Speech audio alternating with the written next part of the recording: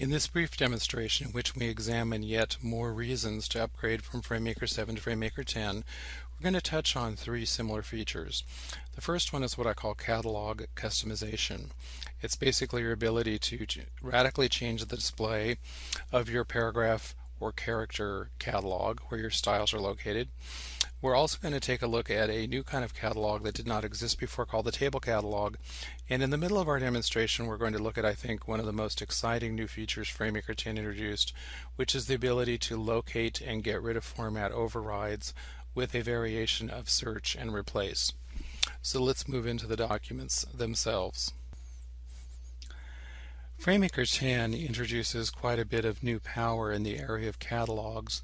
Basically, you have a better set of tools available with a character catalog that you've always had, your paragraph catalog, and actually a new type of catalog we'll be looking at in a moment, the table catalog, which did not exist in this form before. This is actually a new introduction from FrameMaker 10. The first thing you notice on close inspection, if you are an experienced FrameMaker user, is that the paragraph catalog looks different, because you'll notice there is a check mark in front of some of the style names. This is indicating style names that are currently used in the document. As an example, you notice there currently is no style called pull quote. If I go in and select some text, like right here, and select pull quote, notice that pull quote now has a check in front of it letting me know that it is indeed in use somewhere in the document. If I restore that back to body and I refresh the catalog, notice that pull quote is no longer in use. So that's just one of the changes. Another improvement are you have several options that will allow you to display the contents of the catalog differently. For instance, if you have a lot of styles, perhaps they've been brought in from legacy documents or from copying and pasting from Microsoft Word, you might want to only look at your unused formats, your used or unused formats. In this case, we're looking only at formats that have been used, and we can do the exact opposite. We could say we'd like to see only the styles that are currently not in use. Another useful innovation is you can actually say that you'd like to see all of the styles, but you want to have the used styles shown up front. Now, this is a feature that I think will be very important to a lot of FrameMaker 7 users, and that's the ability to actually create a custom catalog list. You can actually show just part of the styles, but more importantly, you can actually put them in any alphabetical order that you want. FrameMaker 7 was, as most of you know, was limited to showing catalog styles in alphabetical order.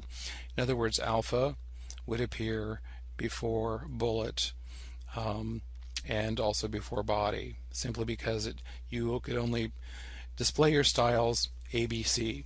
As a result of this, with FrameMaker 7, many users got very creative with their style names, and they would sometimes put 0 underscore in front of their most important styles they wanted at the top of their catalog, and they would put Z underscore in front of their least important styles. Let's take one other look quickly to see what we would do if we wanted to have a custom list. Let's say that we have a contractor working on this project and we only want this person to work with certain styles. Basically, this will be very familiar to anybody who's used conditional text control or some other features. It's simply the right and left box that you can shift back and forth. I'm going to move all of my styles over into the Don't Show column. And I'm going to bring over just a few styles that I would like my contractor to work with. Perhaps I'd like them to work with alpha, bullet, chapter. I may also want them to work with header, pull quote, and section. Now, once I've done this, if I consider certain styles to be more important, for instance, I could actually move chapter up to the top. I might decide that I want section to be right underneath that. And then I may decide that bullet is more important than alpha. And perhaps I want header in front of my two lists. So this would actually allow you to group lists together, etc. Once we've done this and set this, I can say that I'd like to display this, and here is my custom list. So this list can be pulled up when you're doing certain types of editing. So if somebody's going to be doing a lot of list making, for instance, at a glance they can very quickly go from alpha to bullet without looking at all the different styles. If you want, at any point in time, if you want to go back to seeing all of your styles, you can do it with just a simple click. So this is just one quick way that you can control a lot of your catalog work. The next feature that we'll take a look at here in FrameMaker 10 is something that's been long sought after by FrameMaker users, and that's the ability to quickly find and locate styles that do not match the catalog. Basically, they're commonly referred to as format overrides. It's basically a place where somebody has taken the paragraph catalog and done something. In this particular case, the paragraph that I've selected is bold, and it also has increased line spacing. Let's make one other change to it that would make it not match the catalog. Let's change the angle to italic, and I'm clicking on apply. So we now have a bold, italic, stretched out text. If I wanted to restore that to normal, I could simply, knowing that it's wrong, and experienced FrameMaker users may notice the asterisk in front of the name body down on the very lower left corner of the workspace. If I were to click on body, that would restore it to a normal body style. I'm going to go ahead and undo the paragraph formatting because I do want these overrides here. We actually have 3 of them. This paragraph is bold, italic, and somebody has changed it and increased the line spacing. Here's another paragraph body. So clearly somebody has used the paragraph designer to turn on small caps. And finally down below it, if we look closely, we can see that this paragraph style, which is also a body paragraph, as displayed right here, is in the wrong font. So we have at least 3 styles that just very obviously jump out at us. However, many times your styles are more difficult, your format overrides are more difficult to find.